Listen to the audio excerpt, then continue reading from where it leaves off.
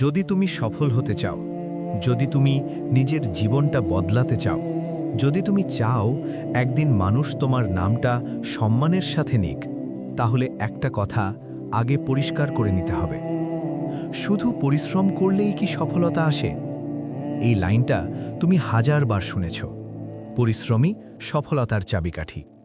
কিন্তু প্রশ্ন হচ্ছে, যদি শুধু পরিশ্রম করলেই সফলতা আসত, তাহলে কেন একজন দিনমজুর সারা দিন খেটে রাতে এসে হিসাব করে দেখে সব শেষ, হাতে কিছুই থাকল না?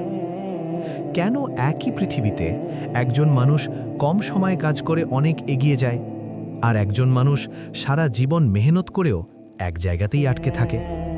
পরিশ্রম সবাই করে, তুমি করছো, আমি করছি, সবাই করছে। তাহলে পার্থক্যটা কোথায়?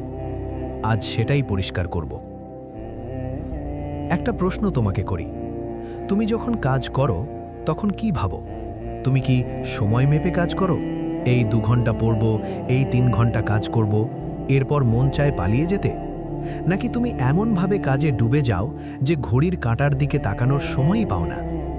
এই 2 ধরনের মানুষের মধ্যেই জীবনের সবচেয়ে বড় পার্থক্য লুকিয়ে আছে। একজন কাজ করে দায়িত্ব হিসেবে, আর একজন কাজ করে ভালোবাসা থেকে। একজন কাজ করে শুধু শেষ করার জন্য, আর একজন কাজ করে নিজের ভিতর থেকে। দেখো, শুধু মেহনত করলে হবে না। মেহনতের সাথে 3টে জিনিস লাগবে। 1, একটা পরিষ্কার লক্ষ্য। 2, কাজের প্রতি ভালোবাসা। 3, কনসিস্টেন্সি। এই 3টে না থাকলে তোমার মেহনত ধীরে ধীরে বোঝা হয়ে যাবে। আজ বেশিরভাগ মানুষ আনহ্যাপি কেন জানো? কারণ তারা এমন কাজ করছে যেটা তারা নিজেরা পছন্দ করে না। পরিস্থিতির চাপে করছে, টাকার চাপে করছে, সমাজ কি বলবে সেই ভয়ে করছে, কিন্তু মন থেকে করছে না। আর যে কাজ মন থেকে করা হয় না, সেই কাজ একদিন না একদিন মানুষকে ভেঙে দেয়। আমি তোমাকে নিজের অভিজ্ঞতা বলি, যখন তুমি কাজকে ভালোবাসো তখন সময়ের হিসাব থাকেই না।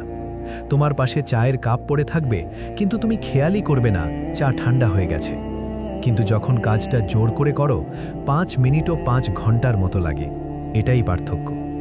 তাই আগে নিজেকে প্রশ্ন করো, আমি যা করছি, আমি কি সত্যি এটাকে ভালোবাসি?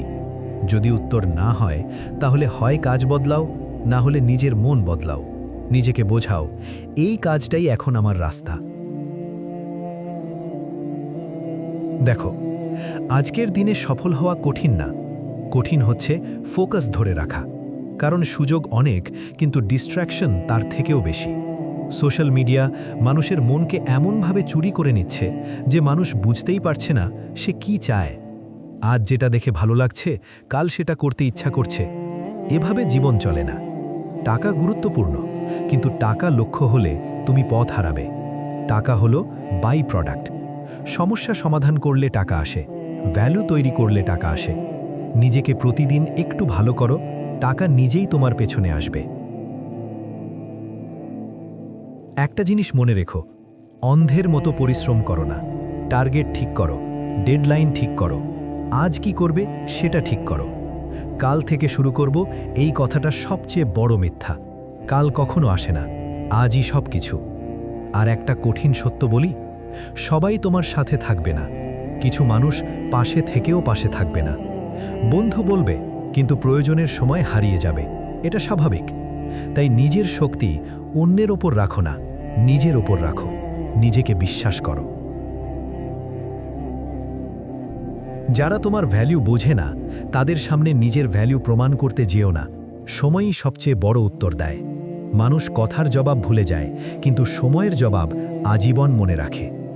জীবনে আঘাত আসবে, ধোঁকা আসবে, অপমান আসবে, কিন্তু প্রশ্ন হচ্ছে, তুমি নিজেকে ভাঙবে নাকি নিজেকে বদলাবে?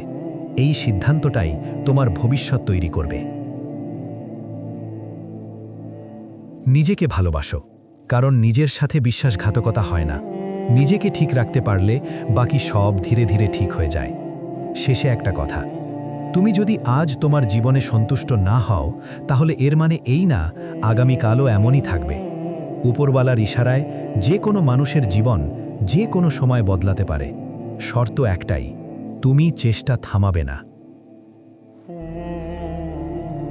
পরিশ্রম করো কিন্তু উদ্দেশ্য নিয়ে, কাজ করো কিন্তু ভালোবাসা নিয়ে, চেষ্টা করো কিন্তু কনসিস্টেন্সি নিয়ে।